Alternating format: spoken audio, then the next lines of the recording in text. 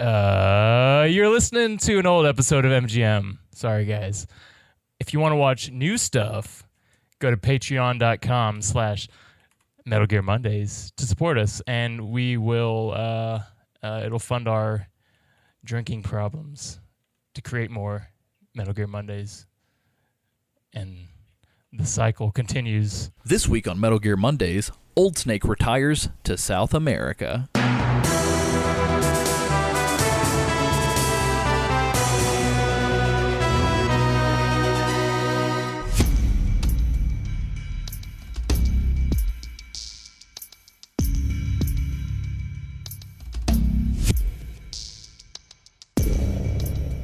Ladies, gentlemen, boys, and girls, welcome to Metal Gear Mondays, the Metal Gear Solid Book Club style podcast where we cover all of the Metal Gear Solid games in chronological order from top to bottom, inside and out. And as always, I am your host, Alessio Summerfield, and this week I am joined by Isaac Lim.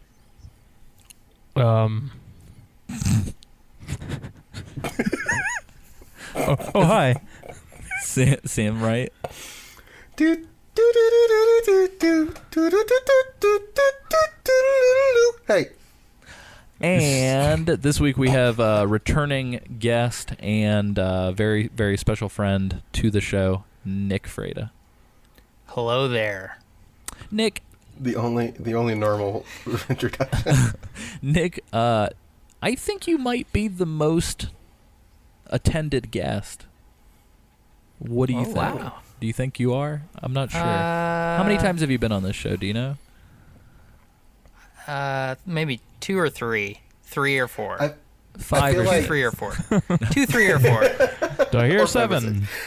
I think currently it's probably Zach. I think you're right. Yeah, it's got to be Zach. Well, but like Nick has had like full episodes where it's like we've had an episode where it was like just me and Nick. I'm pretty sure. That's true. That's true. a good point. Anyway, we'll never know. Well, I'm happy to be here, folks. Yeah, thank you. Before we get super into it, Nick, just as a refresher, because we have been kind of seeing more listeners these days than we have before, do you mind refreshing people as to what you do, also podcast related, that they might know you from? Yeah, so we have Cameron Hill and we have a podcast called Grindcore, the RPG podcast, and that is where we go deep diving into different RPGs. We've done games like Final Fantasy VII, Chrono Trigger. We're currently playing Deus Ex, and so we just cover the narrative, gameplay, story structures. It's a lot of fun. I recommend giving it a listen. You can search for us on all of your favorite podcast places. So. Awesome. And the last episode that you guys put out had the alumni. You guys are like an alumni Metal Gear Mondays show. You guys had Zach and Cameron and yourself. That's true. I said you would recommend they give it a listen, but would I? And the answer is yes, I would recommend you give it a listen. Thank you. We share guests between shows. Yeah, it's pretty good. It's like a trade. We pass Zach around. Yeah, we all take off our hats and then put on other hats and just record you guys' show like right after this. Yeah. We pass Zach around like a delicious bottle of Mountain Dew Pitch Black. Oh no! Oh, take sips, Sam. Okay, cool. Well, before we get into this week's topic, which is going to be Metal Gear Solid 4 Act 2 Part 1, there are a lot of numbers in there. I did want to address 2 quick things. Actually, 3 quick things because I'm super absent-minded. So on the last episode, we did our side op, which is traditionally our listener response episode. There was a listener who responded to my response to their response, and I apologize, but I have totally shuffled things around and cannot figure out who you were or what you said. But I did want to just say sorry. We also had a tweet from I am mad as fuck, aka at EBK_Lil_Matt, who said, OMG AC Summerfield, I wanted to tell you this before y'all recorded MGM. You can remove/activate the camo by shaking the controller. # pro tip, emoji peace sign. So yeah, holy shit. I didn't know that. I feel like I knew that at some point, but I forgot it. I found that out on accident, actually, during this playthrough, Act 2, Part 1. And I will share with you where I discovered that on accident. Okay, hopefully it's not a terrible accident. I feel like it might be a mishap. Cool. Well, and the other thing too was in our Slack, and I guess I'm starting to make a name for myself for taking a big ass dump on Metal Gear Solid 5 and propping Peace Walker up as like the bee's knees. But Nick Ziegler hit me up and said, "LOL, Alessio's ran about Peace Walker." And then he said, "My problem with that game is that it's fucking fantastic during the sneaking levels, but like somewhere around what feels like halfway through, it just becomes boss fights every other fucking level. And they're not very fun boys fights to boot." I think he meant boss fights. Boys fight. The boys fight. And then Zach shows up and says, "Even when you get what should be game-breaking weapons, helicopters can take up to 36 Stinger missiles." And then Nick retorted with, "Seriously, all those things are way too spongy, and doing it the stealthy way is damn near impossible." To which I responded, "I'm down to kill my heroes. I'm open to reconsider. It's been a second since I've played." So if anybody out there is vehemently opposed to Peace Walker, come on down. I'd love to swap words with you on the email or the Twitter. It's not an open invitation for fighting. I just legitimately want to know what everybody else thinks. So... Also on Slack, really quick, is Zach Davis. You can be on my dodgeball team anytime. Woo! So yeah, we got Zachs and Nicks for days on Slack. Too many Zachs. Too many Nicks. Too many cooks. I'm hoping for us to eventually have Zach from Deadly Premonition as a member of our Slack. Oh, that counts as 2 people, right? Yeah, that's true. We'll start calling it the Zlack channel at some point. But anyway, sorry, dad jokes abound, and I'm not even a father. Good. It's pretty good. All right. So anyway, where we left off, we are in the midst of playing. No. What? Huh? The thing. My favorite segment. We can put it here. There. Cue it here. Fumbling in the dark with Isaac Lim. I'm all about that. I felt so unsure about it. I'm all about those analog cues. If you guys could just keep those, keep those going.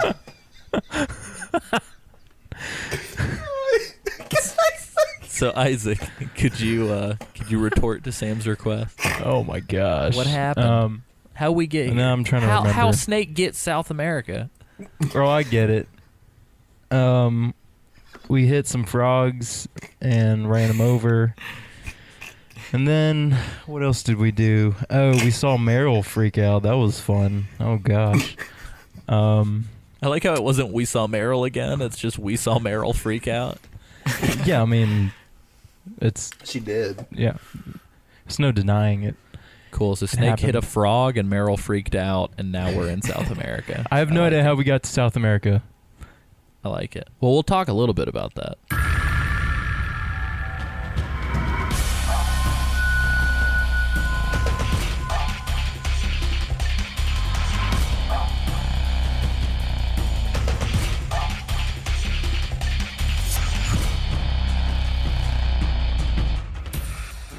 All right. Well, so yeah, that was our patented handy dandy fumbling in the dark with Isaac Lim sketch.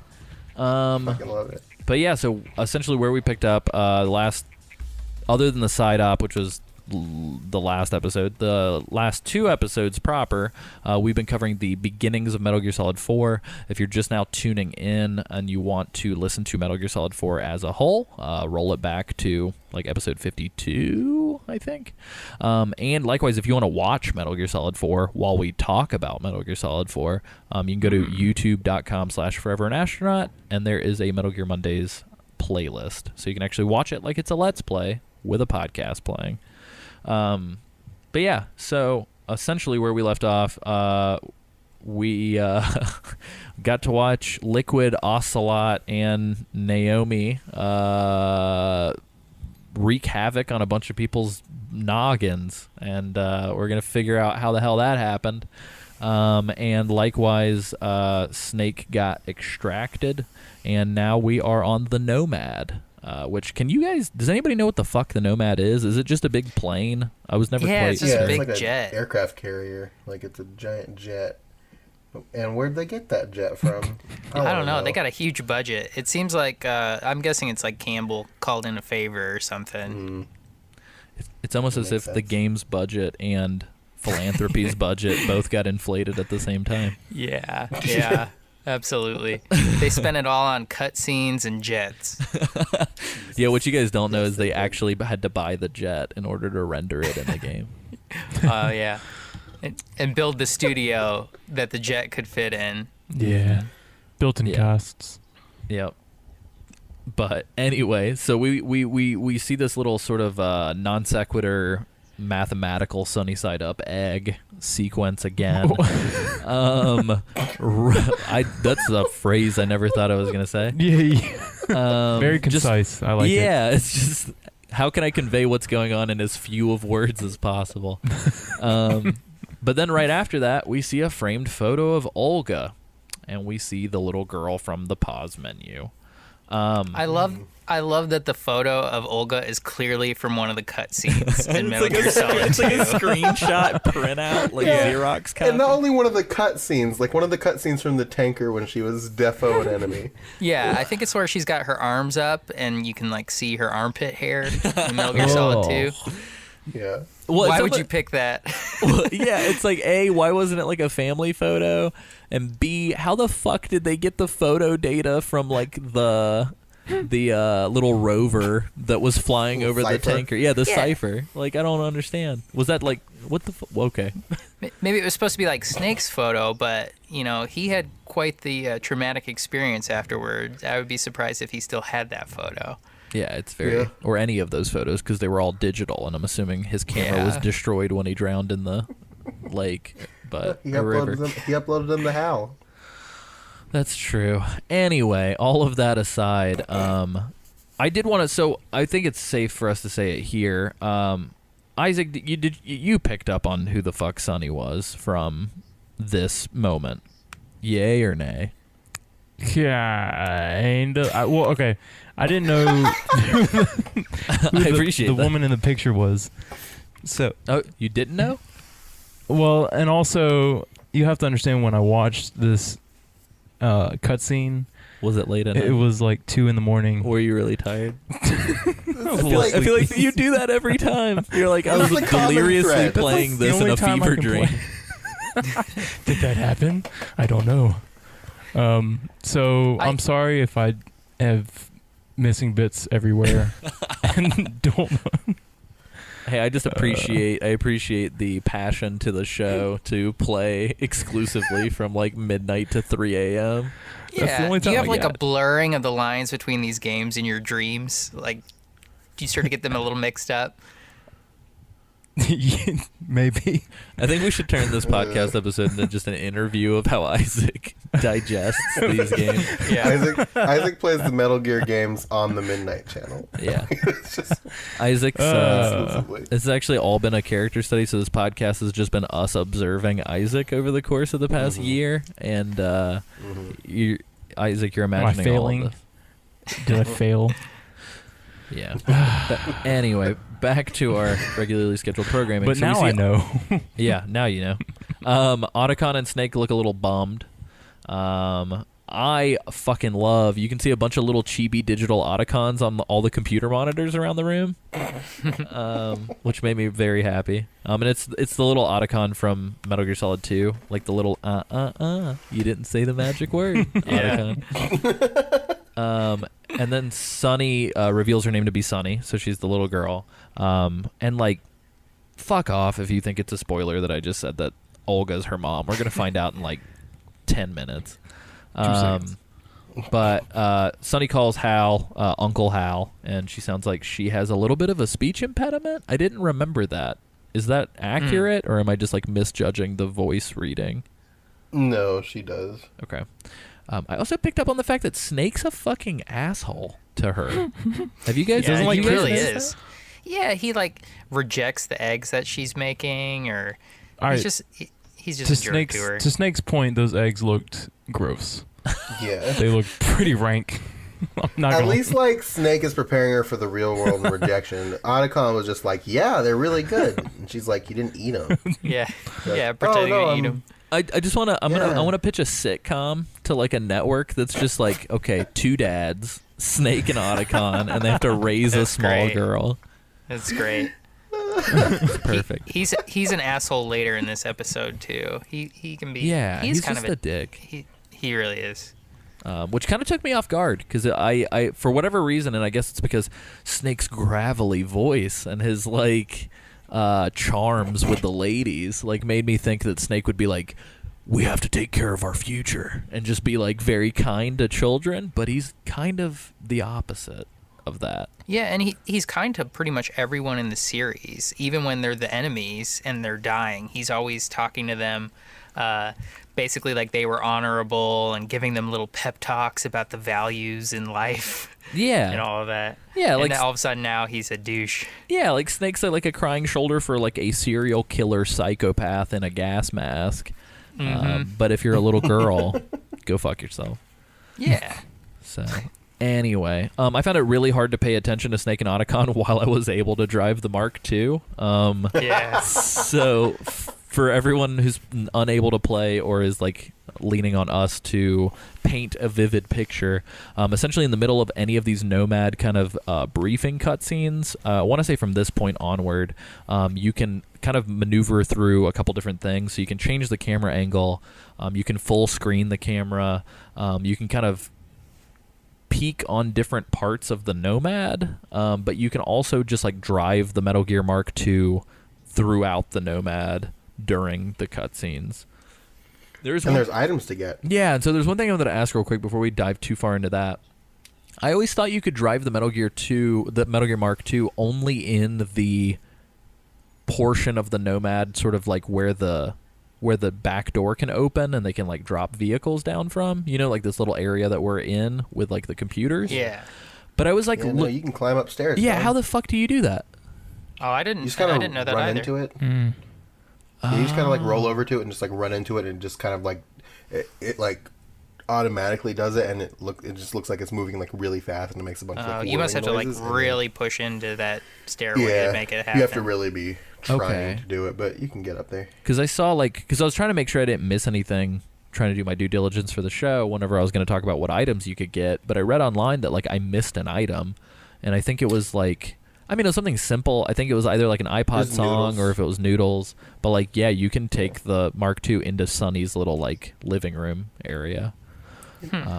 Some noodles up there, and you can see like they have like a PS3 sitting on the table, and you can just watch Sunny cook eggs if you want. And lot of product placement for the product we already own. Yeah, which makes no sense. They were future-proofing it for Twitch streams. But Yeah. yeah, for sure. likewise too, so the way that the item unlocks work is kind of esoteric. You can pick up items that are kind of littered throughout the room, but likewise you can get exclusive face camos and other goodies. Like I got the camera early by running the Mark II into characters that are in the scene. Which is really weird. So like you literally just have to like brute force like slam the Mark II into people's shins. And it's really weird that they don't acknowledge it at all. Yeah. So it's bizarre. And the thing that I wonder about it is because obviously the cutscene is happening as you're doing this, so you can change your screen so you can actually see the cutscene, and then you have the camera feed, and then you have the Mark II feed. And the question I have is who's steering this robot? I think the robot's going on his own probably there. Oh, like a patrol mode? Yeah, well, and I mean Snake doesn't have the controller in his hand like you were saying, so I think I imagine the robot can kind of do its own thing, like has an autopilot or something. We're actually like throughout this whole game we've actually just been playing as like this weird ghost consciousness that exists around the scenes, and we're just possessing things when we play. Anyway, fan theories aside, did you guys notice that there's two teddy bears holding hands in the back of the plane if you like duck through a little corner?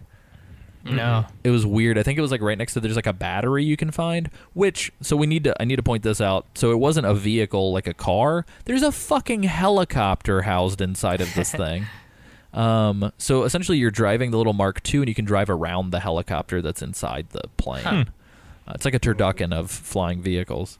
But like behind the helicopter to the left, I think. So if you're facing the exit door, like the big open hatch to the left, behind a box, there's just like 2 teddy bears holding hands. And I was like, okay, why is this here? But yeah, so, and likewise too, to add to the douchebaggery of Snake, Snake's whole excuse for not eating the eggs is like, he says, I'm watching my protein intake. And then Sonny snaps back with, but not your nicotine intake. And I was just like, yeah.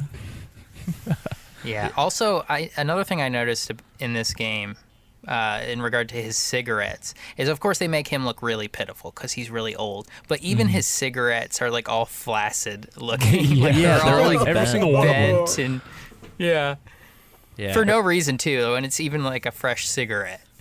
Yeah. So. Well, that's what he gets for having that soft pack.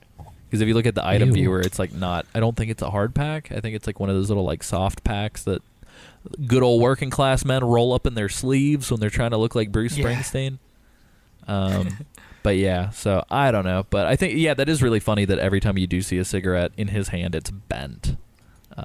Yeah. So. And like throughout this act, I was definitely under the impression that like we just were never going to see Snake successfully smoke a cigarette because it feels like it's like a long running joke.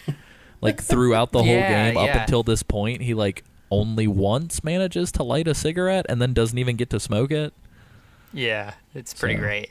I was hoping they were going to run with that joke like Charlie Chaplin style, like throughout the whole game, but he does actually, spoiler alert, Snake effectively smokes a cigarette later in the game. But yeah, just to round everything off before we get into like the semantics of what's actually going on, there is a Metal Gear Rex model on Otacon's desk, which I thought was neat, especially considering that he's the guy who made it. And there's a Zone of the Enders second runner desktop wallpaper of Dingo Egret, as well as a Police Knots one on Otacon's computer monitors. And I did want to take this time to mention that after Metal Gear Solid 4, at some point, I do want to play Zone of the Enders 2 for the show. So if you've been waiting for that, his name was fucking Dingo. Yeah, Dingo Egret. But anyway, so yeah, we will play Zoe 2 and Police Knots eventually for the show. So anyway, nice. But yeah, so some stuff happens here. Some people are talking about stuff. I don't know if you guys followed this logic, but for everybody at home, before we get into what the fuck is going on, Otacon claims that he somehow obtained a video from Naomi, and in this video she mentions Fox Die and the SOP system is sort of being related, and she can help you defeat Liquid or like stop his plan if you save her in South America. But the way that this video is discovered is what's weird to me. So apparently Otacon received some random Soliton radar imaging files from Shadow Moses, and I think he said he got them from Mei Ling, and then Sonny shows up and goes, almost like very Tim and Eric-esque, like it's the 4DD, 3D, 3D, DD3. She's like, it's you gotta take that 4D audio and extract it from, and it's like, what the fuck is 4D audio? Like, what are you talking? Like, the fourth dimension is time. Like, what the fuck are you talking about? But essentially, I guess they took the audio files from the Soliton radar and extracted the data and reconfigured it to be a video. But why does the Soliton radar have audio files? I'm sorry, Alessio. I was too busy driving around the Mark II to listen to what you were saying.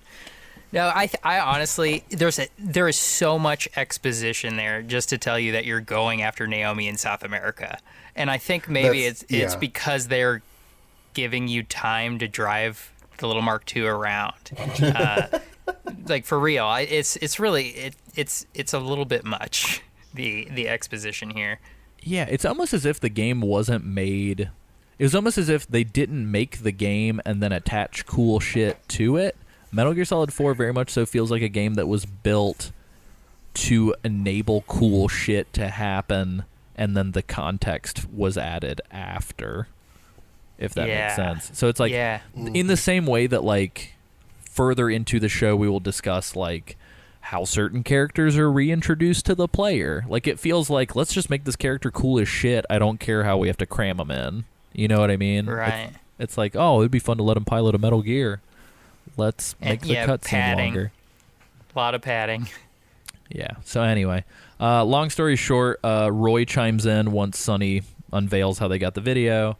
Roy looks like he's calling from Trump's front desk at the Mar-a-Lago, or like the Psycho Mantis boss arena from MGS1. Yeah, I was real confused. I was like, "Where the fuck are you, Roy?"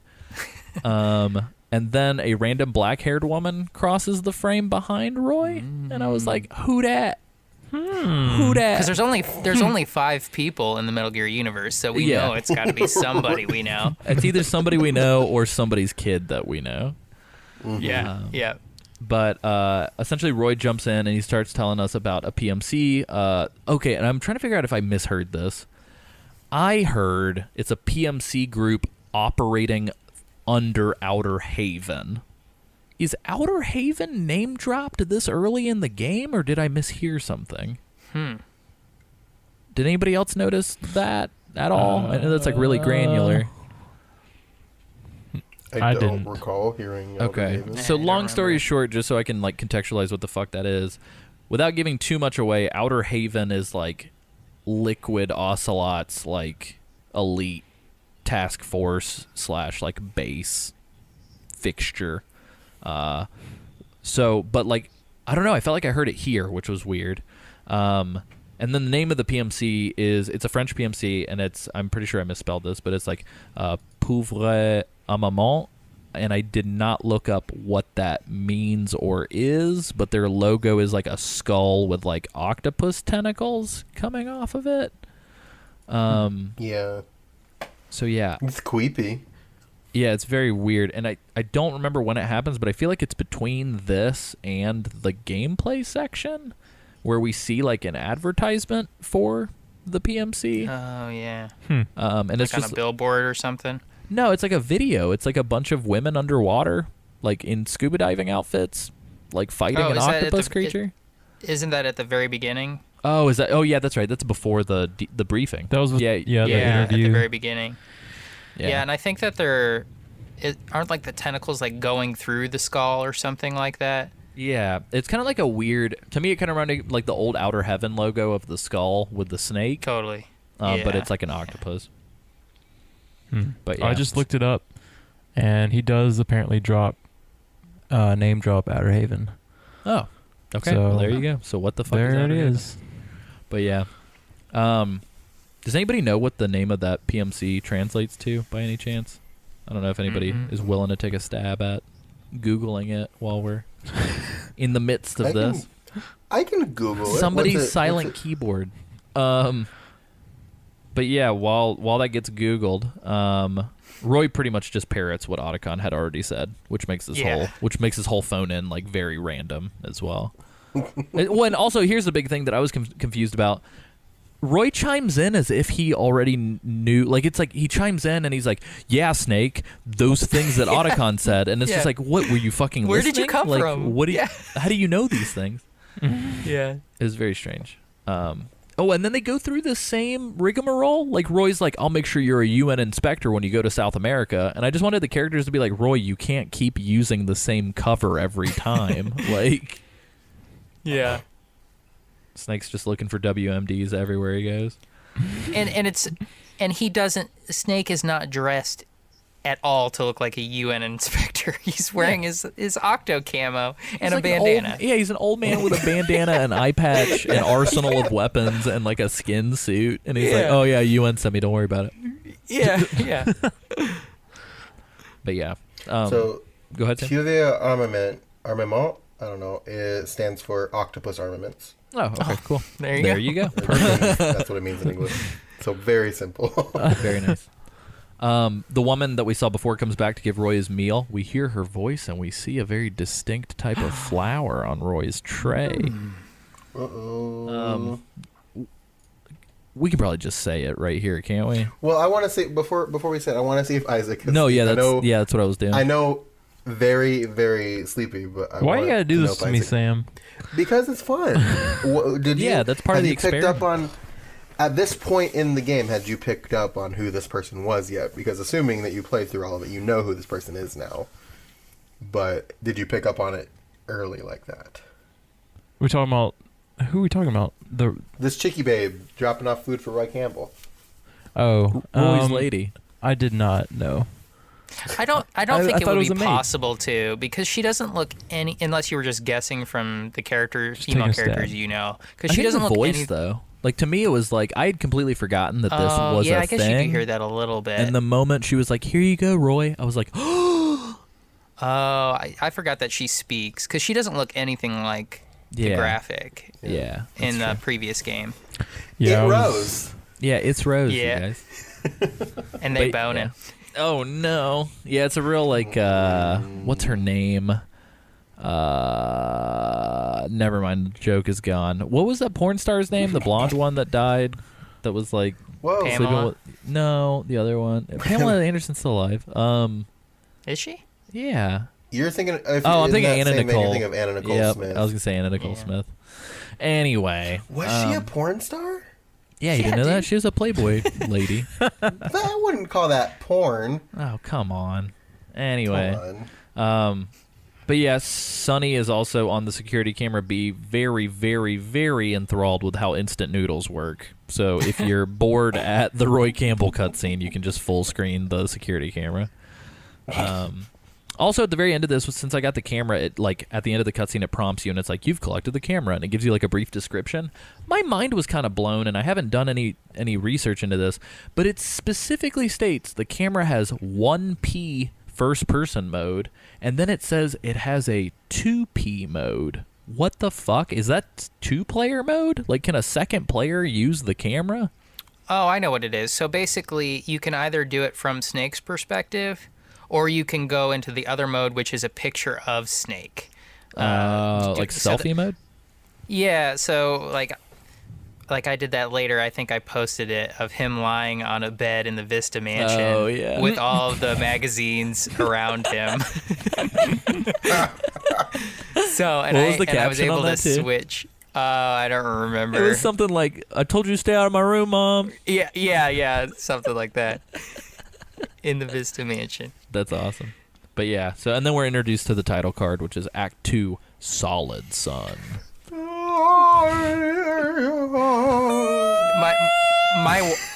My wife was in the room at this part, and she just started laughing and making fun of the game.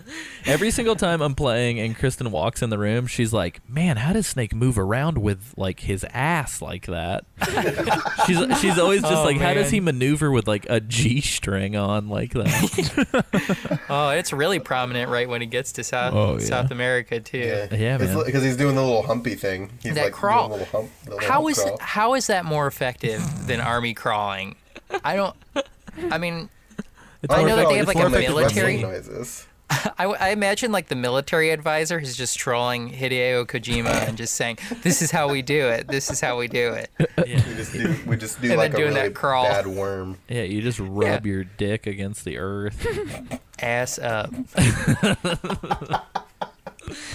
But yeah, so anyway, this is the first mention of the Patriots and the events from Metal Gear Solid 2 in any meaningful way since since that game, honestly, which is real weird. So Snake's like hiding with some gerbils being eaten by snakes in the grass, and we hear a codec conversation between Snake and Roy. Roy essentially, or Snake essentially says everything Solidus feared 5 years ago has come to pass, and they all talk about this like new Cold War between Liquid and the Patriots, and how Liquid's taking up Big Boss's dream of a world of constant fighting with no domination. And Snake, however, steps in and he's just like, "I'm gonna take Liquid down because I believe in peace. I'm not like my dad." And then Roy's like, "Snake, that's not how that works. If you take the system down, it's going to turn into like anarchy. It's not going to be peace." And then Roy does like the old baby boomer dad thing to be like, "Well, peace is actually just equilibrium that's brought upon by the military. So you shouldn't hate the military if you're a peaceful man." And then Snake's just like, "Fuck you, dad," Nah, and dog. surrogate dad. Yeah, this whole game is just like Snake spatting at all of his father figures and being like, "No, I want to do what I want to do." Metal I'm an Gear old Daddy man, issues. but I'm also a young man. Yeah, I'm an old man with the heart of a youngin'. Yeah. This is an old man's, young man's game. Yeah. Yeah, Snake really is the oldest young man, besides Benjamin Button. Yeah. When I was your age, I looked like you. Yes, it's pretty good. But yeah, and I'm also like, it's at this point too where we're hearing about like Liquid's motivation, and we'll get into it later, but just Liquid's motivation of like, Big Boss wanted a world of constant fighting. It's just like, no, dude, I played that stuff. That's not what he said. You're stupid. And just like, I don't know. I don't understand why it's either gotta be constant peace with no friction or 100% war zone all the time. Like, it seems like our characters are just like very harsh on the spectrum of like philosophies that they have, as opposed to just being like grounded and real. But anyway, it's like one of my Japanese animes. But yeah, and so then we get another codec call. I'm not sure if it's within a codec call or right after the previous codec call. But Otacon gives us the lowdown on the militia that's fighting the government PMCs, and Naomi's location is in the middle of the government compound that everybody's converging on. So hooray! I will say Also, they kind of talk about how, like, Mei Ling likes older men a little bit. Yeah, that was... And it came out of nowhere as well, I feel like. Do you guys think that at any point Snake was like, I'm glad I look so old? Absolutely. Yeah, Snake was like, I'll finally get it. He like it. perks up. His cigarette got real straight. Yes, his mustache got very full in that moment. Yeah. But anyway, I will say this too, and I'm not trying to take like any sort of like political stance here, but I feel like the game is doing its best, I think, to try and make us feel compassionate and sympathetic, or at least Snake, for the militia every country we go to. Because like, they don't tell you what the governments in these countries are doing, and they don't tell us why the militia are fighting these governments, which maybe is part of the whole discussion about like existential like bureaucracy controlling war, so now nobody knows what the fuck we're fighting for anymore. But all of that aside, it feels like the game is doing its best to position the militia as being sort of the ones being taken advantage of and brutally extinguished that maybe deserve a chance. And it seems like it happens in every country. It's very weird. It's like every country Snake goes to, he's like the everyman's buddy. I think they're just like all the locals like fighting for their independence against like the PMCs or something, but you don't know if they're bad or good. Yeah, like you were saying. So yeah, it's like for all we know, the PMCs are like, no, you can't rape kids, and the militia are like, no, that's what we want to do. And Snake's like, I'm with those guys. This is our country. Yeah, so I don't know, it's bad. But then Dr. Octopus shows up, which is pretty rad. And we see an old friend, our good old. Man. What? So he's not a hermaphrodite. He's not transgender. Is he just bisexual? Is that what it was? Vamp's bisexual. Yeah.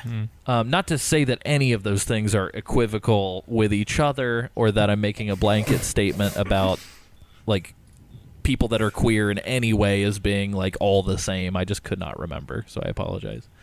But yeah, so Vamp shows up in his high polygonal, high fidelity appearance.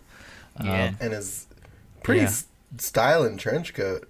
Yeah, dude, he looks like Adam Jensen. Yeah, he does. Like, Vamp just looks like the protagonist from Deus Ex 3. Like, 100%. Like, if he had the little flip-out sunglasses that are built into his head, I wouldn't be able to differentiate. He's even got the facial hair. Yeah, exactly. And he's even like, I didn't ask for this. No, I'm just kidding. I never asked for this. Yeah, but he does still have the bullet hole in his head, or the several bullet holes in his head from Metal Gear Solid 2, which is pretty cool. Yeah. But anyway. I never asked for this. That's pretty good. That was like Olga doing an Adam Jensen. Yeah. Kinda. They're close. Russia and Transylvania. Yeah, that's true. Same thing. Good enough. Yeah. But anyway, so Laughing Octopus, not Dr. Octopus, does this real creepy shit where she terrorizes the militiamen, but she's got Snake's face, which I was like real uncomfortable with. Which I get what they were trying to do there, but like, wouldn't this guy realize in his trek to tell Yeah. his friends that actual Snake doesn't have weird tentacles and also breasts? Why is this plan even a thing? Like, clearly this is not Snake. He has a rack and giant tentacles. Yeah, like dude's busting, and like- has like a robot body. And Yeah. the thing about it is, like, in the gameplay segments immediately following this cutscene, like, the resistance people, the rebels are held prisoner, and you can eliminate the PMCs and free them, and like immediately if you do that, they're on your side. So this plan did not work even a little bit. Yeah, it's super weird. I don't get it at all. I will say this though, I don't know if they're on your side unless you wear the militia garb, because, and we'll talk about it a little bit later, but you can find the militia garb in this little town. So I actually didn't have that garb on whenever I was around the militia, so I don't know. I don't know. I was just wearing the regular suit. Oh, and they were fine Yeah, with me you? too.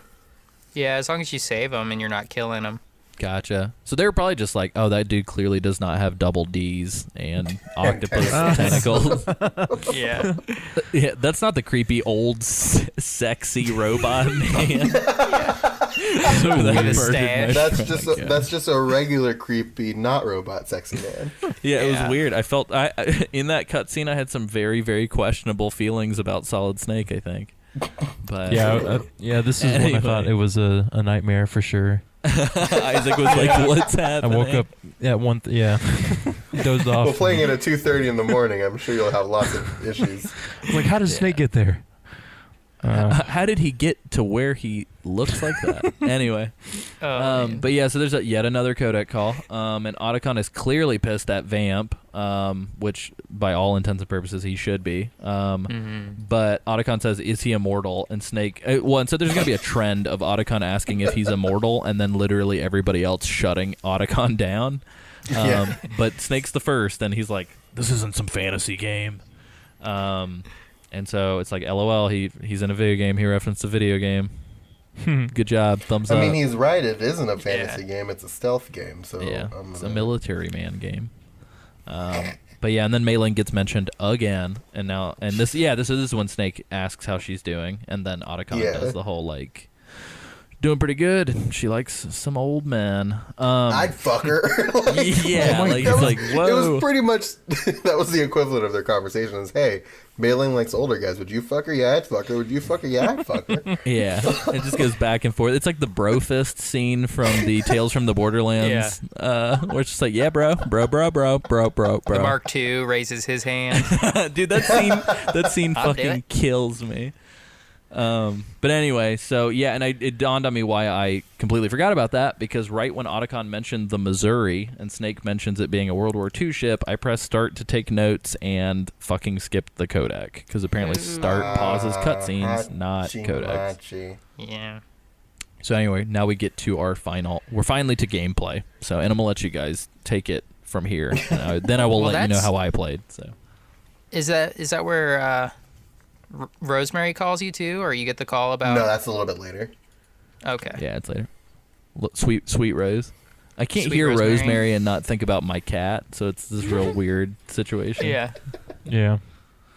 I think of Rosemary's Baby, Oh, which I true, think too. is like, Kinda- wasn't it their baby that gets taken or something? I can't remember. Well, I think we'll get into it later, but I think they definitely Yeah. do reference like some weird shit with Rose's kid. Yeah. But yeah. So anyway, so we finally open up in this gameplay section, and to me, like, this first zone felt a whole lot like Metal Gear Solid 5. Yeah, it really did. I It's know- very. This is a very open area because there's a lot of different paths, Mhm. so it makes it feel like it's just almost a big open world area. Mhm. Yeah, it's pretty through cool. the area. Yeah, were you able to save the survivors? Yeah, Like, so there's- I didn't at first, and then I reloaded when I fucked up, and then I Yeah. did. I don't know about you guys. Yeah, I did a took- good boy sneak job. Really You're good kind boy of sneak like job. you only have like a limited time too, because they've got all of these guys all these militia dudes like laying face down, and you see, I think they shoot the first batch of them, and then they get another batch ready to go, and that's your chance to save them. And it seems like in later areas there's infinite of the militia. Is that Yeah, I feel what like you guys experienced? I feel like but in this area it's certain limited. zones. Yeah, I feel like certain zones. Well, so yeah, I'd say the zone right after this, and then maybe the one right after that one. There's limited guys because, like, unless the militia get like completely wiped out, I think then the game like spawns a couple more. But for the most part, I feel like it's not until you get to like the big battle zones, which is like the power station and the mansion, that it's just like infinitely spawning militia for you. Yeah. But they do a pretty good job of hiding it because, like, honestly, the fights are so tense that like you kind of don't realize. But yeah, so how'd you guys tackle this little village? Don't all raise your hand at once. I'll go. So from the cliff, I just kind of sniped them with my pistol, my Mark II pistol, knocked them all out, and then. What order did you shoot them in? Because I was gonna do that, and then I was like, no matter what order I shoot them in, they're gonna see each other. I started with like the ones that were furthest away, and I just kind of like trained my thumbs to zero in on heads when another one went down, and it worked for me. I feel like if you asked me to do it again, I probably couldn't do it again, but I did it the first time, and I was like, I am a god. So, And then Kanye West came on. Yeah, Very nice. I play this game at a French ass restaurant. Hell yeah. I feel like this is the point in the game in which I lamented the missing feature, which is like the bullet time slowdown alert from Metal Gear Solid 5. Totally. Yeah. Because I was just so Yeah. used to that in that game. So like Isaac, just to give you some context, in Metal Gear Solid 5, when you get spotted, it like slows down for like a second or two and lets you like figure out what you're gonna do. So it kind of like goes into bullet time where it's like, hey you, and then like Snake can do whatever the fuck he wants to do. But You have like a last chance to like knock out the guy who saw you.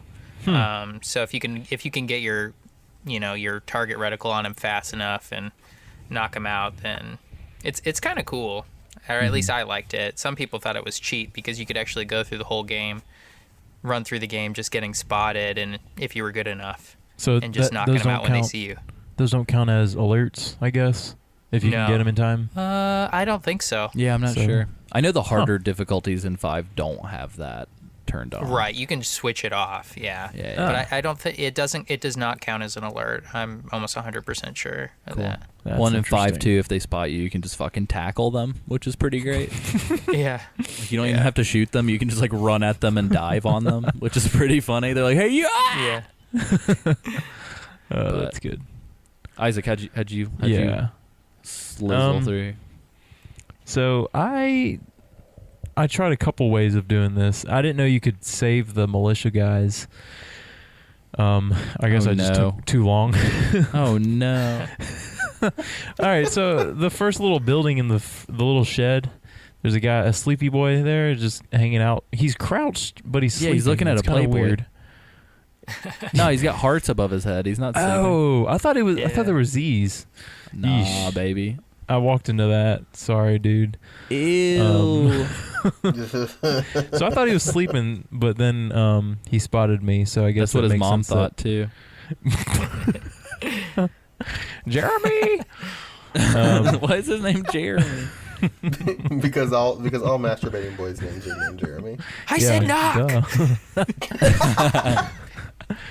So yeah, I died quite a few times here, and then I had enough of that and was like, I'm just gonna sneak around these guys, and that's what I did, and I let all the militia guys die apparently. Oof. Isaac left a bunch of grown men to be executed brutally.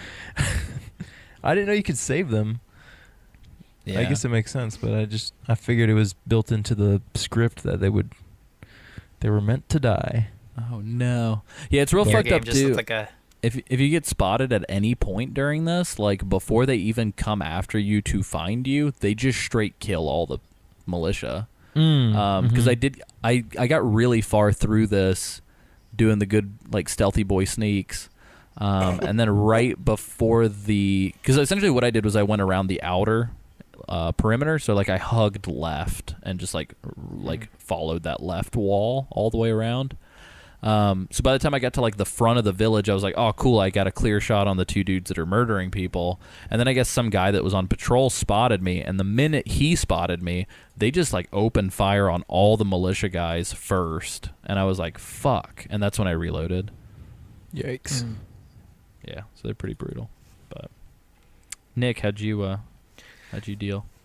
So I laid down at the top of that little cliff area and took out the guys that were closest to the militia members. And I was actually playing this lethally. I didn't really have enough patience, so I brought out the M4 or whatever that custom machine gun is that you always are starting with the default.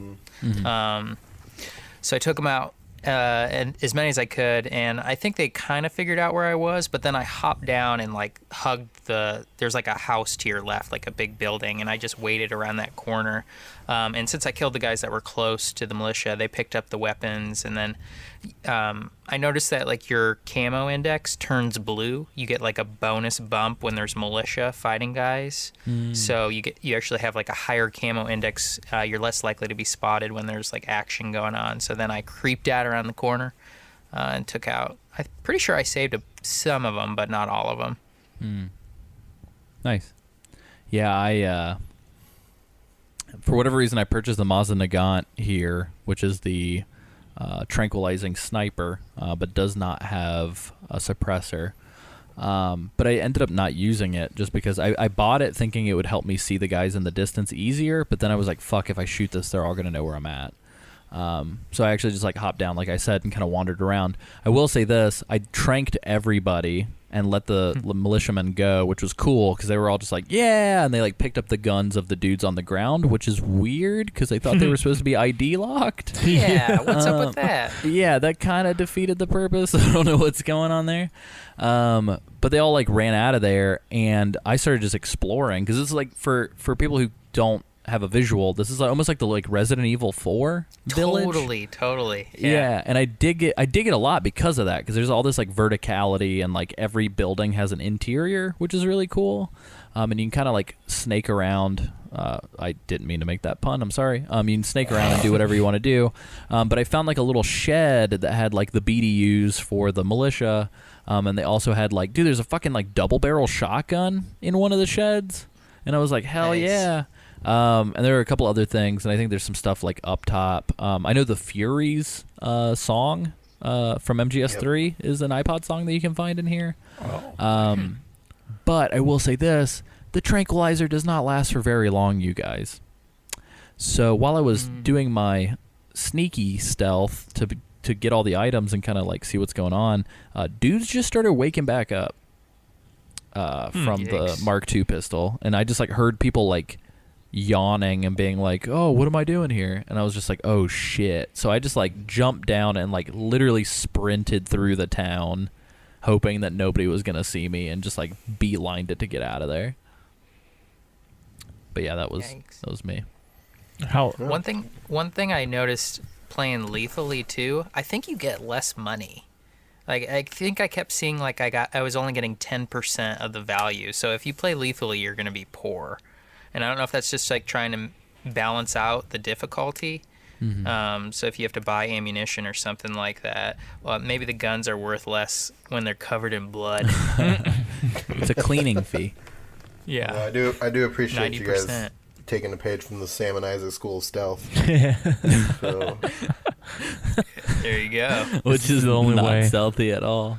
Makes me wish I would have found that double-barreled shotgun. Oh no. Oh, so I just want to throw this out there. There is a shotgun that you can actually get tranq rounds for. I discovered later on. Nice. That made me very happy. That's awesome. Is it loud as shit regardless? I probably. It's but probably Yeah, and I think probably just for it just bosses. stuns them, right?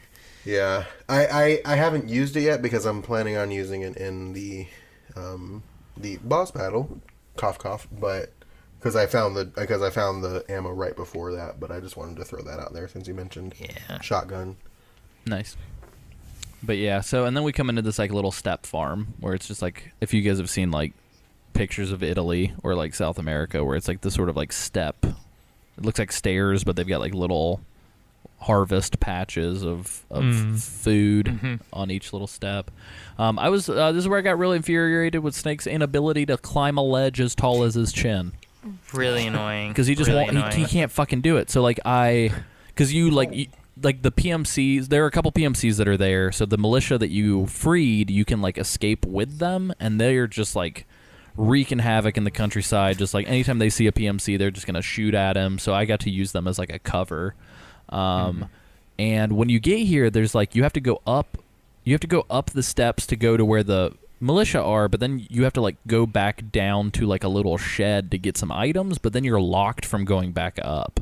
So I literally had to like go up, go down, and then run all the fucking way back to the beginning part and then go back up again, which is frustrating. Yeah, it was lame. But yeah. Sam, what were you saying? I'm sorry. No, I was just gonna say he's old. Yeah, that's true too. Well, but there's certain areas where he can climb up, and you have to like hit the prompt. It's not very friendly at all, and it did get me caught several times because they just see me there, and I'm sure Snake looked like an idiot, just humping the step. They're like, we shouldn't shoot this old guy, right? He seems a little lost. Yeah.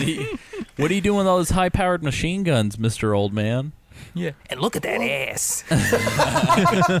Would you just look at that ass? Come here, old man. Sorry. No, this got dark. Move on, Snake, move on. Oh, God. Next segment, please. But yeah, so Roy calls us and pretty much drops the bomb that it's Rose. Yeah. And Rose is going to be our combat support, and also... It's weird. Roy kind of assumes that we need like a counselor for our mental care. Yes. Yeah. Which is weird. Yeah, he's real ham-handed with the way he handles this. He's like, "Oh, Snake, I want you to talk to a friend of mine to help you with your mental problems." More than a friend. Yeah. But yeah, so it's Rose. We get info on her being in charge of Jack's files. Which Snake... Yeah, it's weird to hear. It's so weird that Act 1 didn't fucking talk about any MGS2. And all of a sudden, everybody's just throwing around Jack's name like they're all best friends. And so it's just like, what the fuck, man? But anyway, so she's going to be our personal counselor on the mission. She's going to give us a little bit of... then we get a little bit of background on mental care of soldiers past the millennium. So I guess they're talking about how, like, PTSD is a real thing, finally acknowledged by the mental care people. And so, yeah, her codec number is 147.79. I don't know if that's the same as it was from MGS2, but I do know that Roy's is the same that it's always been, which is like 140.85. That's definitely a number, like that 147.79 has definitely been used before. I don't know if it's Rose's or not. There's also this weird thing that you can do with the female characters in the codec calls. Have you guys seen this with the PS3 controller? Oh, so, God. No. Yeah. I know exactly what it is. Yep. Oh, so yeah, if you shake the controller, then their chest starts to bounce around with the movement of it starts to look like a Team Ninja game in the codec. Why would you do that? Because it's Kojima. That's hilarious. That's like a level. That's a level too far, I think, even for Kojima. Like, yeah, that's much. They really have to just accentuate bad. that six-axis feature. Well, now And I'm also- wondering. There was a moment in the cutscene. There was a moment in the codec call when Rose was talking that I did notice her breast randomly jiggled. So I'm wondering if it's like I moved That's my what it was. controller by accident. Yeah, that's what it was, sir. and also like she changes her shirt between calls. Like sometimes she's wearing like a turtleneck sweater or something, and then she'll have like a low cut like V-neck, and like just you. She's I don't helping understand. so in you your can mental state. Yeah, just so I you can guess see so. how those balls bounce in different fabrics. Jiggle them out. No. But yeah, so Roy totally fucking married Rose. Which is weird. Which is weird. Because like the way he explains it was like Jack was gone, and one thing led to another. Oh, no. And well, here we are. Which makes me wonder, was it GW or Roy Campbell that said, "I saw Rose go into her apartment the other day"? Yeah. Oh, yeah. That's awesome. I didn't want you to find out this way, but she was with another man. Turns out it was Roy. What was it that Meryl got mad at her dad for? Didn't he I cheat think that was on his? why. I think that was why. Oh, Because like, Snake- no. Womanizer, yeah. Because Snake proceeds to chastise him for the exact same thing that Meryl was upset about, and he's like, Meryl was right. You are a pig. And then Roy doesn't even respond. He said, I just want that soundbite, the way that you just said it. cue me saying that here. Meryl was right. You are a pig. Thank you, again, Sam. You're welcome. No, I just- like those analog cues. Well, it's super. So A, it's out of character for Snake. B, it feels real shitty that Snake's just like, "Hey, Roy, completely out of context, but your daughter told me she thinks you're a piece of shit." And it's just like, I don't know if any of this has any place here right now, you guys. No, And he's no. not really- We're in and- the middle of a mission in South Yeah. America, and you guys are talking about who's fucking who. Yeah, Snake's And playing the girl fact talk. is- Like, what's going Yeah, on? fact is that exactly. he's not- And it's like Roy's like, well, there's only 3 women in this universe. What do you expect me to do? Olga's dead, all right? Yeah, she was my first choice. The whole I thing love is that armpit hair. the whole thing is he's not really even worried about Meryl thinking that he's a pig so much, because Snake says that and Roy's like, wait, Meryl mentioned me? Yeah, he's like, wait, Meryl said my name? What's Mei Ling saying about me? By the way, would you fuck her, Snake? And then Otacon comes on and he's like, I know, right? And Roy's like, I did. Oh no, she's pregnant with my Roy baby. Yeah. I'm married to her. We all live Why in did Utah. you have to say Roy baby? Why did you have to say Roy baby? Oh my God, no! It's a sweet baby Roy. Sweet baby Roy's barbecue. Sweet sauce. barbecue sauce. Oh no.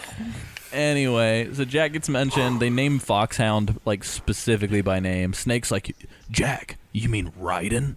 And Roy's like, yeah, we lost all trace of him. He just kind of went out to get some milk from the supermarket and never came back. Which Yeah. honestly is kind of what he did, Yeah. as we learn a little bit later. Yeah, but then Also, all of a before sudden, we move go on ahead. too far, really quick, I just want to throw this out there that Rose definitely has a "let me talk to the manager" haircut. Ah, I just want to throw that out there. Rose has a real Tegan and Sarah haircut going on. Because she's so jealous. Anyway, Yeah, Jesus. so Snake Good then reference. all of a sudden dives into this side story of Jack saves Sonny from the Patriots, and it's like, hold the fucking phone. There's a lot going on in that sentence. You guys can't just throw that out there and then move on. Right. Because it's like, what, why, how, where, when? Double it back. What the fuck? Can I play that? What's happening? So I don't know. But anyway, this is the thing that I was super upset about. I made a note about this. Okay. I guess we have to take all of Metal Gear Solid 2 at surface value now, canon, Yep. because every fucking character is deciding to just play the straight man. And it's super that is the unfortunate consequence of making a sequel to MGS2, because now all of our really neat, interpretive, intricate ideas are now just stupid canon timeline fodder. So I feel we can still read into the game what we read into it, which is fine, but it just really makes me upset that the game's characters now are canonically nope, everything that happened just like it happened, no room for anything interesting at all. So that sucks. That's an unfortunate side effect, but it's still a good game, so it's okay, but it's also heartbreaking. So anyway, it's almost it's interesting, Nick, that you're covering the original Deus Ex, where Invisible War did an amalgamation of all the endings from the first game. Yeah. 'Cause all that's- 3 into 1. Yeah, because that's kind of what's happening here, I think. Because Totally. we'll discover kind of later on that it's not necessarily all face value stuff, but it's they almost kind of took surface level MGS2 and fan interpretation MGS2 and just like smashed it together, and they were like, here you go. So anyway. Yeah, the whole like simulation theories are out the window though. Like that was like one of the coolest things about Metal Gear Solid 2, like you were talking about. Yeah. So unfortunate, but anyway, post Kodak, we're back in South America, Cove Valley Village, which is what the title card says. I was just tranking dudes and tranking gerbils left and right. Are they gerbils or hamsters or guinea pigs? What the fuck are those things? I don't even know. I don't know. They look come like up- guinea Whatever you want pigs. them to Yeah, they come Probably up. guinea pigs. They come up later in part 2 of Act 2, and they're like in droves. Like there's like 20 of them, Yeah. and they're like, and it's super funny. be. Are they the poison ones from Metal Gear 2? Oh no. But yeah, and I will say this too, just in the sake of transparency. At this point, my quest of not being spotted started getting quite frustrating. Because I would like round a corner after like successfully doing the whole zone, and then some asshole would be like, "Hey, who's that guy?" And the alert would come on, and I'd just be like, "God damn it!" So I did get to a point, I think 2 points in this, and we can talk about it in part 2, but where I just completely said "fuck it" with like avoiding the alert. But yeah, so we end up at the power station. We get a codec call from 141.80, and it's from a very familiar voice. Sounds kind of blonde and whiny. Hmm. Like if I had to Mysterious. pick a characteristic of this voice, it sounds kind of blonde and whiny. Yeah, it sounds a little.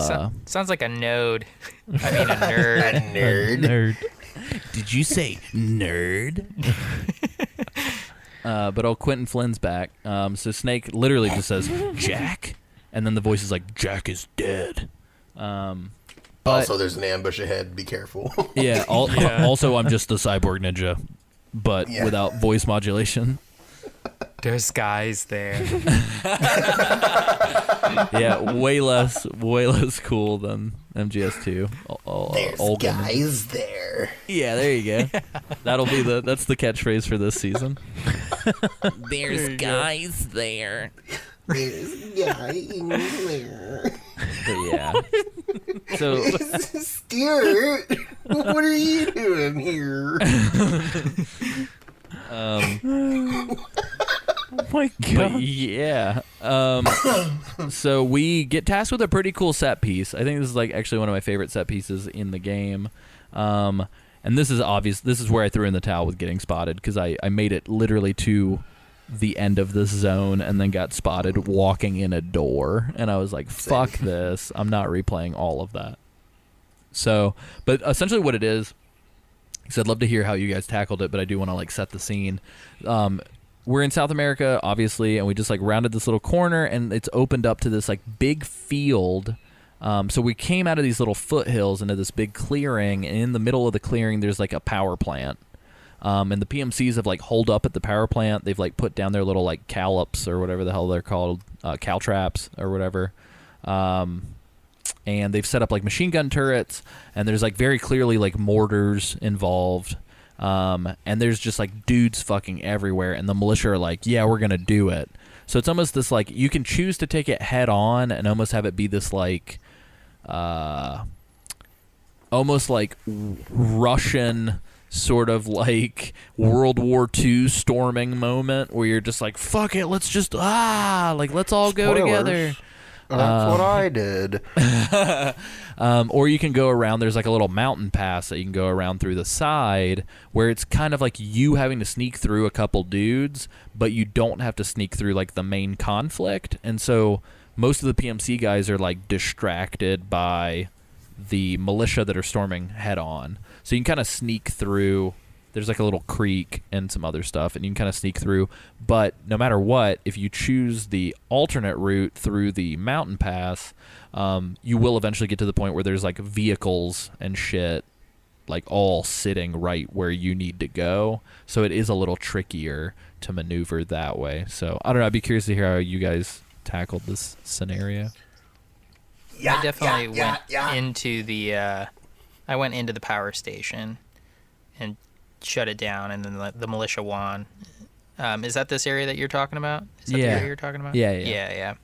But I still felt like there was vehicles and a bunch of guys that way too. Oh, gotcha. So you went head on or through the little like side passage? Yeah, I killed so many people. And there was infinite guys coming until you actually shut that thing down. They just keep popping out of the door there. It's like a clown car. Oh, that's these weird. Dudes. Huh. Yeah. It must be because if you were alerted, I wonder if that's why. Because when I came up through the little mountain pass, I was tranking guys, and by the time I tranked like the 4th or 5th guy on the power plant, I just heard militiamen like screaming victory and just like storming the place. And I could be mixing this up with the area that's like just a little bit later because they're kind of similar to some degree. Mm-hmm. What about you, Sam? It sounds like you went head on, applied directly to the forehead. Yeah, I was about to thank you. Oh my God, I love you so much. That was the exact same joke I was gonna make. I went so head on, I applied it directly to my forehead. I just went in guns blazing. So not really guns blazing. I did a little bit of like both, and I used the hold up mechanic a lot, and like patted down dudes. And I discovered that if you pat down, touch? if you pat a dude down enough times, it gives you a triangle prompt. And if you press triangle while you're patting him down, Snake will just squeeze the guy's balls so hard that he passes out. Oh my gosh. Yeah, It's pretty brutal, but it's funny. It's tactical espionage action. Yeah. In the palm of my hand. Mm-hmm. He's just checking for cancer, bro. Yeah, he's checking for lumps, man. Come on. Yeah. It's a public service. Did a lot of sneaking and a little bit of shooting and a lot of bit of ball squeezing and moving on. All in a day's work. Help them clear out the area. And I love that, like, when you clear the area out, like, they start cheering and celebrating, and they go, "We did it!" And there's, like, fireworks and clapping and cheering in the background. Yeah, I'm like, it gets intense. All right. Sure. Yeah, I guess I was being stupid and, like, running in circles or, like, checking all the nooks and crannies in the power plant. And I think I must have, like, accidentally, like, hit one of the militiamen with the door that opened. Because, like, they went from celebrating and be like, "Yeah, we fucking did it!" to, like, me running out of the power plant and one of them going, "What? What are you doing here?" And I was like, "What?" And he was just like, "What?" And then I just, like, ran. But, like, all the celebrating just, like, subsided immediately. Like, they're just like, "Who's that idiot? What's going on?" And I was just like, "I'm sorry, guys. Go back to celebrating." Yeah. I went to some little explosions. There's a couple things inside the power station. There's a rifle scope up top, and then I found a I don't remember what it was. It was a sleep gas satchel. A sleep? It was a sleep gas satchel, and it's like a sleep grenade, but it's like remote controlled, so you can drop it and control It's a satchel, when it goes man. off. As you do with satchels. It's called the sleep gas satchel. Sleep gas satchel. Isaac, what'd you do? How'd you do it? So I had when did you do this one I did at a reasonable hour. I remember this part. Did you? It was 12:30 p.m. on a Sunday afternoon. Isaac was well rested. Wide awake. No, this part was kind of mundane. I kind of didn't do what you guys did. I guess I went around completely. Oh, that's what I did. Oh, okay, cool. Sweet. Yeah. But yeah, I didn't have to fight anybody. I just kind of like snuck around, and then I heard them celebrating, and then I got to the next cutscene. So I was like, all right, I guess. Isaac's like in the corner flipping through the Emotion magazine, and then he just hears like, "We did it!" I was like, I feel like I have to go through that building because I heard them say, "We gotta shut down the power." I was like, okay, I guess I gotta go with them. So I was gonna sneak around to the back, which I thought was a good idea, and then it just triggered a cutscene. So that was Congratulations. Thanks. A stealth Bless boy you. is you. Very good. So yeah, then we get a cutscene where Snake is sneaking behind. Snake's trying to sneak a smoke behind a striker, just to have the skin monkey snatch it away and start fucking Skin it monkey. instead. Just get fucking the skin monkey addicted to cigarettes for shame. Immediately, like single Yeah. puff, skin monkey's an addict. Also, for really quick, like, I want to request from our listeners, if you think that Skin Monkey is also kind of cute, would you please write us and tell me this? And We're not going to get any responses to that. But Yeah. like, I just The need people that were somebody to listening just be like, tuned out. This is They unsubscribed. Thanks, Sam. this is like my crusade against Canada for the first season of, like, the first, like, half of the show. Mm-hmm. This is like, I just need somebody, one person, to validate me, because I think he's kind of cute. Here come all the Canadians that weren't listening to us. They're like, Skin Monkey's the best. Like, those are all the Hell yeah. iTunes reviews in Canada. Hell yeah! But yeah, Skin Monkey trades Snake and Apple for a cigarette, which, fair trade for Skin Monkey, I guess. And then Drebin shows up, and we have this very long and dragged out cutscene about the Beauty and the Beast Corps, B&B. B&B. And Drebin admits to having tracked us with our nanomachines that he injected us with in the Middle East. Which kind of upset Snake, but he very quickly moves on, which, okay. But essentially he tells us that the B&B squad, which is the Beauty and the Beast Corps, which is the weird women creatures that we saw in the Middle East, they've been ordered to eliminate Solid Snake on sight. And then Drebin takes a jab at Solid Snake, and he's like, Solid Snake, I ain't seen him around. More like an old snake. And then the psyche meter goes down. That's Old Snake, proper frowns noun, a capital O. I love Old that. Snake. Sad. I love any of the cutscene jabs at Snake for being old and how they lower his meter, which happens a lot later on in this act, actually, which is really funny. But And then Snake is pretty flabbergasted that they're women. He's like, what do you mean they're women? ladies can do that. But yeah, so it turns out that all the B&B unit are beautiful women underneath that have suffered a great trauma of war and post-traumatic battlefield damage, and so they got converted into war machines by who? The fuck knows. And they're drop dead gorgeous. Yeah. And they're really just an excuse for Hideo Kojima to court these Japanese models that they were using, and for, Western models. and Western models for their for his motion capture studio. Yeah. So As Exhibit A, Hideo Kojima's Twitter, if you go through the photos, it's just a bunch of pervy shots of Hideo Kojima and beautiful women.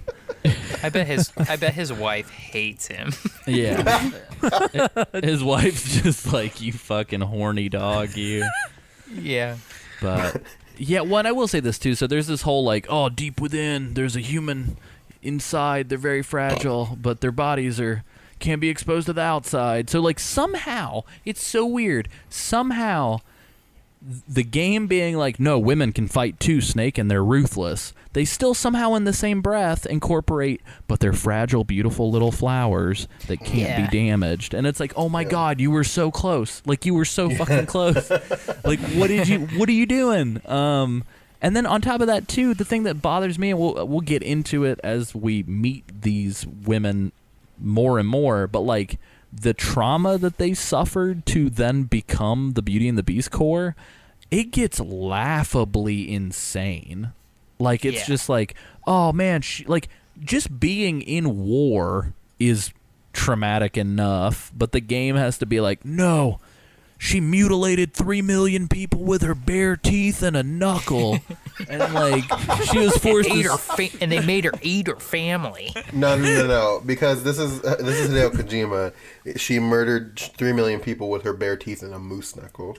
Yeah, and it was like she had to sleep inside the corpse of a 12-year-old nun, like, for 3 months. Like, it's just like, what the fuck are you talking about? Oh, dear Lord. She kicks dogs to death on sight.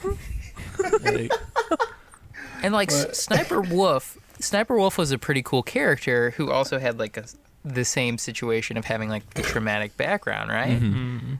So like, why did they have to go this route with all of this? Yeah, and it's like, I would almost much rather have like a strong, independent woman with a traumatic background who has a slightly revealing cleavage than kind of like and a sniper rifle. like Fortune a little bit. Yeah, I would almost Fortune rather have and Sniper that Wolf. Yeah. than like this like war machine demon creature that on the inside's pretty much a naked woman who's screaming, and it's like okay. And they're really every time I heard their story, it's very boring to me. I really don't care because they haven't really established them as a human being. It's just a monstrosity. I don't have any connection or care. It's just a robot that has a gorgeous woman with a mental disorder inside of it. What's not to love? love? Then they tell me, then they spend half an hour telling me their backstory. Yeah. And then Drebin like reinforces the fact that they've been like conditioned to believe that killing Snake will free them from their sorrow, pain, and fury. Wink, wink, nudge, nudge. Mm-hmm. Well, and then he gives us like their real names, and their real names are again like Laughing Octopus, Raging Raven, Crying Wolf, Screaming Mantis, and it's just like these sound like Mega Man X boss titles, like Snakehound. Yeah. Oh, yeah. And then he refers to them as the Snakehound unit, which I don't know if it was a joke or if that's like actually canon that there was a Snakehound unit. I think this whole game is just like one big shark jump like, throughout the whole thing. This is Sharknado Metal Gear Solid Edition. Yeah. Also, so like getting into it a little bit further, though, they start having a conversation about whether or not Drebin is part of the Patriots. And he starts to say "Lolly Lule Lo," and he stops and he says that he's no patriot. Is this the first time in the series they've acknowledged that "Lolly Lule Lo" is a speech restriction on people saying the Patriots? That's the first I heard it. Yeah. When it's funny too because even Snake's like, "You can say patriot," and he gets like really stoked about it. He's like, finally, I can talk to somebody. Because like it's just weird because they refer to like obviously they refer to him several times in the series as the Lolly Lule Lo, and there's like a handful of people who say the Patriots. But I think this is the first time they've ever actually mentioned that hey, some people with nanomachines, most people with nanomachines can't say Patriots; they have to say Lolly Lule Lo. Yeah. And that was like, oh, they're just going to kind of throw this away in this cutscene? Okay. Yeah. Well, and it's like a weird form of censorship, I guess, because like they don't want people to be talking about the Patriots, so they try and like reinforce that that's not a thing. I don't know. Yeah. But, by using just another word for the Patriots that everybody will understand to be the Patriots. Eventually. Yeah. Then it'll just be like, oh, the Lolly Lule Lo are the bad guys, and it's like, oh, okay.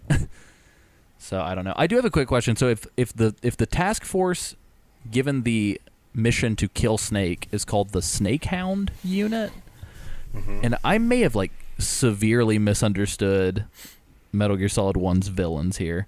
Does that mean that the Foxhound unit was put together to extinguish members of Fox? I don't remember. I think that they were Foxhound, but they went rogue. I don't think that they were. Well, Alessio, I'm gonna throw this out for you because I think that it's just, and follow me on this. A box. Stupid. Show's over. Yeah. No, so I get it. The Foxhound guys went rogue, but I think Foxhound existed because Foxhound got started after Fox. Oh, yeah. Fox got turned into Foxhound, though. Yeah, I think that's right. Okay. That sounds right. And to then me. these guys splintered off of Foxhound. Gotcha. Yeah, that was the whole point of that. Because I was just thinking, like, if Snakehound is tasked with killing Snake, does that mean Foxhound was tasked with killing whoever the fuck was left from Fox? But that doesn't make any sense. If geese is the plural of goose, then why isn't meese the plural of moose? Hell yeah. Is a rat if he's inside a house, or does he become a mouse when he's inside a house? You can't go to bed dead. All right, sorry. Anyway. But yeah, and then we also get some confirmation that AI Roy existed. In a flashback when they're talking about the Patriots, we straight up hear like sounds from AI Roy talking about the Patriots. And Drebin just straight out comes out and says the Patriots are no longer human, that they're just the law and the system that keeps the world in check. Drebin straight up says the Patriots are America, and they are the war economy, and that they are that like all the people that created them are probably like long gone, and that the Patriots are just an AI now. I think that this is. I think Kojima did have this in mind, like in Metal Gear Solid 2. I think all of that stuff about... Oh, for sure. Yeah. Well, it's the whole reason why at the end it's like, the Patriots have been dead for 100 years. And over everybody's 100 like, years, yeah. Yeah. And information control. It's just a system, yeah. Yeah. So I think that stuff was there, but I think it was like, here's the surface, but let's talk deeper, I guess. But and then they established that there's 3 peripheral AIs and a core AI that ties them all together. There's a discussion of, and they use the word haven a whole lot, kind of like they talked about DNA and memes and everything else in the other games a lot. So I think haven's gonna be a big theme, you guys. But yeah, so Drebin just keeps talking about like information havens where people can like dip away from all the info control. And that no Patriot access. You can't access the Patriots from outside, allegedly. And then Drebin backs down on Snake's questioning, and he's like, I'm just a gun launderer. I don't know shit. Like, right at the very end, which is like, what the you can't know 90% of what you just told me and then back out. And then Snake gets kicked off of Drebin's little wagon, and the skin monkey is now addicted to cigarettes. And is trying to trade a can of soda for a cigarette, and Snake is about to acquiesce, and Drebin's like, nah, dude. Speaking of being an asshole, he's like reaching out. He's like really close to giving that monkey the cigarette. Like, what a jerk. Yeah, like Snake's kinder to Skin Monkey than he is to Sonny. Let's talk. Is that kindness though? Hey, in Snake's Alzheimer's ridden mind, it is. I wish this was like at the end they just reveal, and like I'm not trying to poke fun at people with Alzheimer's, but it'd be funny as fuck if at the end they revealed that like Snake's just been having like a weird hallucination in a nursing home this whole time. Oh man. Oh my gosh. But yeah. sorry. Anyway, so to wrap things up about gameplay wise before we dip into the final parts of the show. Well, we got one more like story beat. Yeah, no, that's what I'm After saying. this? Yeah, that's what I'm saying. Gotcha. So we're in this little confinement facility just before this mansion. And in this little zone, this little pocket zone, we get a codec call from Jack again. And then Jack's like, my name's not Jack, it's Raiden. And Snake's like, Jack okay. is dead. And Raiden just says that he's been on a mission finding something for someone. And then it's really weird. He could have been like, oh, I'm finding something for somebody. And Snake's like, what? And he's like, talk to you later. But no. I'll tell you in Act 4. Yeah, no, but he's like, I'll tell you. He's like, I'll tell you right now. He's like, I'm trying to find Big Boss's body for Big Mama. And it's like, what? In order to get Sonny's location, which didn't make any sense. He's like, I need Big Boss's body for Big Mama to get Sonny's location. And I just wanted Snake to be like, Sonny's with me, dude.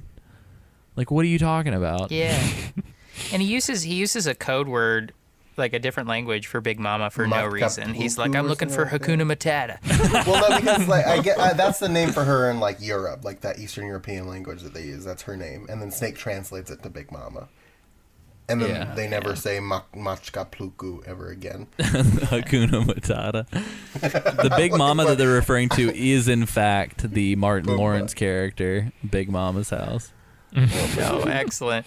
But yeah, and then Snake's a little that was Tyler snitch. Perry for some reason. Yeah. Snake is a little snitch. Like, if you were suspect that Snake was a little snitch when he told Roy about Meryl, Snake's about to double down on that shit. And I guess Snake's like, oh, I'm not going to live forever. I don't give a shit who I tell things to people. Yeah. Like, immediately switches to Rose's codec. Yeah, he's like, hey, Rose, talking to your ex-BFF over here. Yeah. Hope this doesn't hurt your feelings or anything.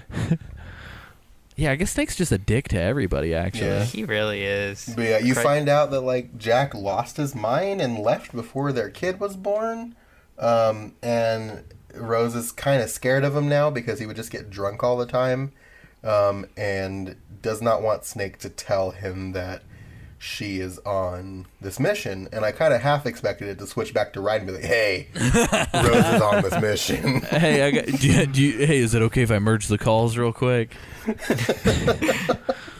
But yeah, it's weird. Well, and and we get the weird, so we can kind of get the weird sense that like Jack clearly left for a purpose, but Rose is also saying that he was like becoming a deadbeat. So like we don't really know what's the correct story, and it seems almost as if Jack just got cold feet, and he's like, I don't want to be a dad. I'm gonna go travel the world and be Jack Kerouac. So So yeah, I don't know. And that's pretty much where we leave off, because right after this we entered the mansion perimeter, and that is where we are going to begin our next episode. So do you guys have any final, Nick, do you have any final say on the mess of events that just happened? It's been a wild ride. Yup. Yeah, there's a way more expo dump at the beginning of this act than at the beginning of Act 1. It's a lot. I really feel like there's not very much gameplay in this section at all.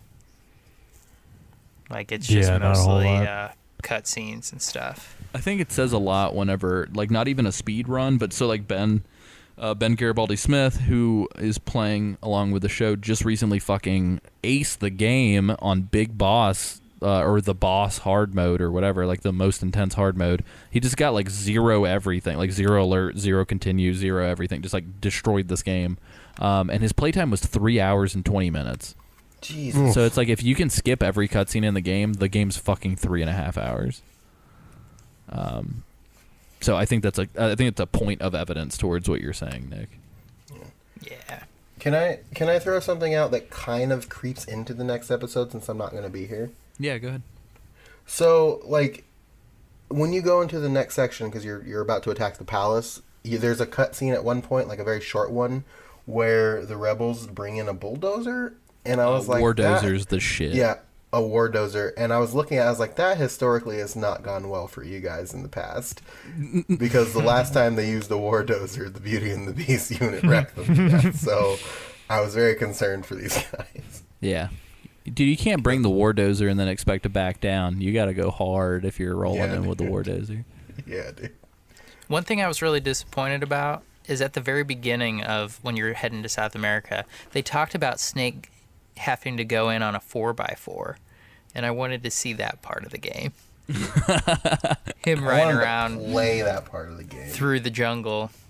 That would have been badass. So. They just like paid a random dude to drive him around. Snake driving around on a quad. Yeah. But yeah. But there's like, it's like Dumb and Dumber though.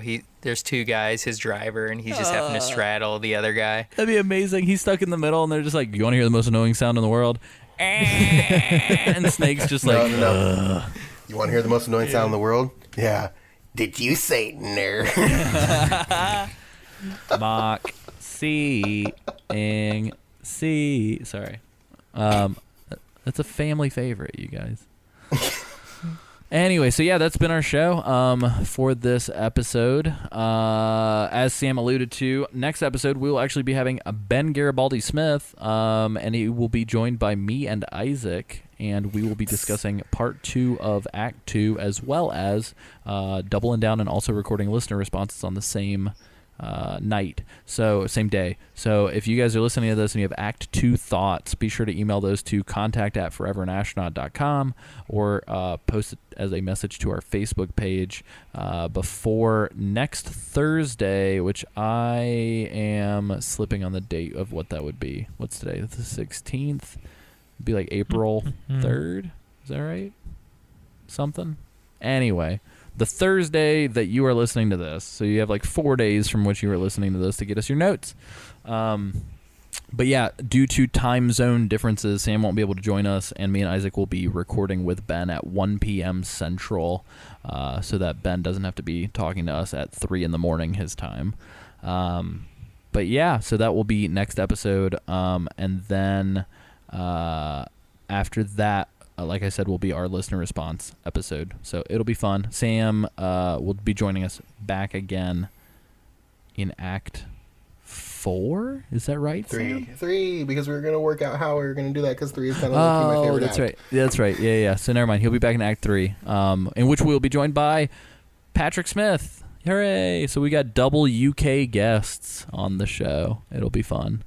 So yeah. It'll be good. Nick, it was a pleasure having you. Where can people find you online, good sir?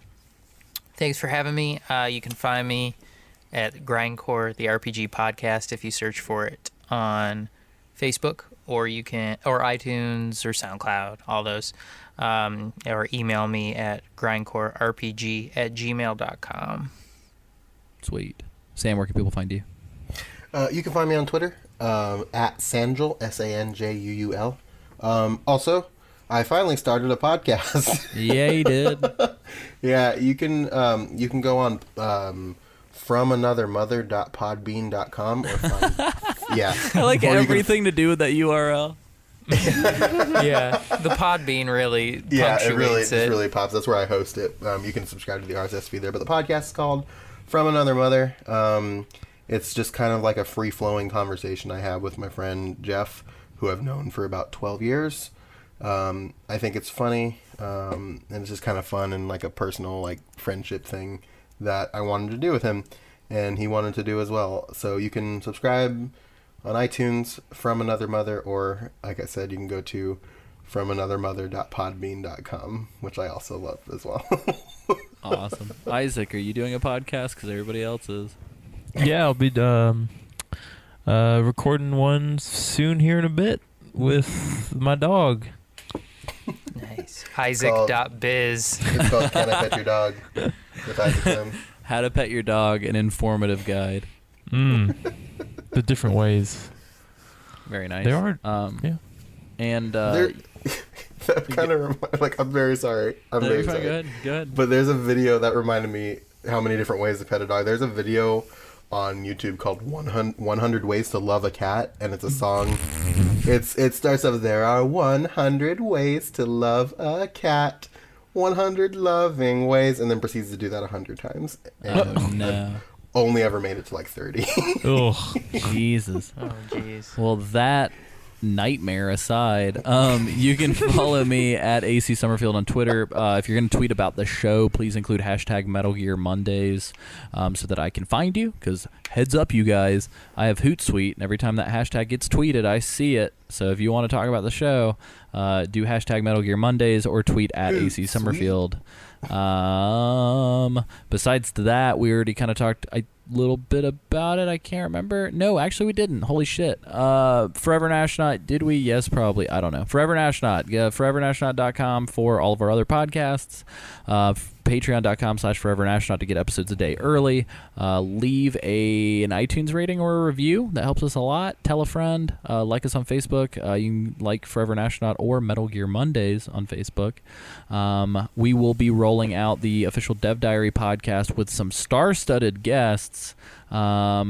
Starting first week of April, James Reichmuth hosts that show, and we will be providing a video component that I'm going to be filming for each of those episodes. So it's going to be James conversating with an indie game dev about what it's like to do that in a compelling way. So it's not going to be puff piece PR interview bullshit.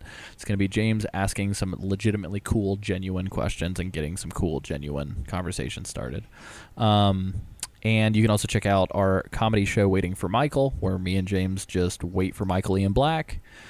That's the show. Or you can go to Nocturnal. You can check out Nocturnal Transmissions, which is partially the Forever an Astronaut behind the scenes podcast, but it's also it's become formally a filmmaking podcast and digital media content creation podcast, where we have different guests come on and talk about ways that you can make shit that you want to make and like what that means and what it is. So it's pretty fun. So if you have any questions from filmmaking, podcasting, any of those perspectives, we answer those on Nocturnal Transmissions. So there's a lot of cool stuff. So anyway, that's been the show. Nick and Sam, both of you guys may be away from the show for a little bit from here on out. Less so Sam. It's just a box. All right, there we go. No, hey, don't Sam, you fucking Sam, take get this in there. away from me. So Sam and How Nick, dare you. you Done, guys gotta Sam. like vocally Rochambeau for it, or both say it at the same time. I thought it was like a Clint Eastwood quick draw. It was and good. You whoever got it. Said it You got first. it. You got. I'm gonna give it to Nick. Sorry, Sam. How about no? It's just a box, It- and that's the end of the podcast. How about this? You guys are gonna quick draw, starting now. It's just a box. Damn. I just want to let you know I- what a good sport I am. I want it. I wanted you to have it. Y'all go fuck yourselves. So technically, Nick shot first, and then Sam came back with the second fire. Well, with digital editing, we can make it look like we shot at the same time, so it's fine. That's true. But the true fans will always know that Nick shot first. Yeah. That means There you go. That's right. It was a Star Wars joke. That's right. You're Greedo, Sam. Oh like no! I don't like this is racist somehow. It's just a box. Just a box.